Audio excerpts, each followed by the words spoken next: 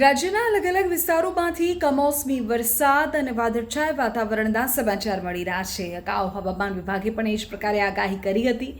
દાહોદ, પંચમહાલ, બનાસકાંઠા આ વિસ્તારોમાં કમોસમી વરસાદ અને વાદળછાયા વાતાવરણના સમાચાર છે.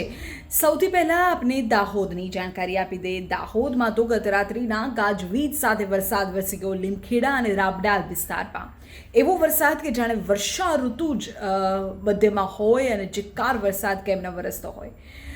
આ કમોસમી વરસાદના કારણે ખેડૂતોને ભારે નુકસાની થઈ શકે છે. ગાજવીજ સાથે ગત રાત્રિના ત્યાં વરસાદ જોવા મળ્યો.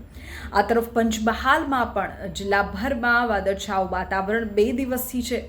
ગોધરા શહેરમાં તો વહેલી સવારે કમોસમી વરસાદ પણ પડ્યો અને આ કમોસમી વરસાદ અને તેના કારણે વાતાવરણમાં ઠંડક ચોક્કસ છે, પરંતુ આ ઠંડક ખેડૂતો માટે દજાડનારી છે, કારણ કે પાકને ભરપૂર નુકસાન થઈ શકે છે. બીજી તરફ બીમારીને પણ આમંત્રિત કરી શકે છે, કારણ કે આ મિશ્ર ઋતુનો અનુભવ લોકો કરશે તો પાણીજન્ય રોગ થશે, મચ્છરજન્ય રોગ લોકોને થવાની સંભાવના છે. આ તરફ બનાસકાંઠાથી પણ સમાચાર મળી રહ્યા છે. બનાસકાંઠાના અંબાજી પંથકમાં વરસાદી વાતાવરણ સર્જાયું છે, વાદળછાયું વાતાવરણ સર્જાયું છે. તમારા જિલ્લામાં અત્યારે કેવું વાતાવરણ છે? શું વરસાદ છે કે પછી તડકો છે, વાદળછાયું વાતાવરણ છે? જણાવો.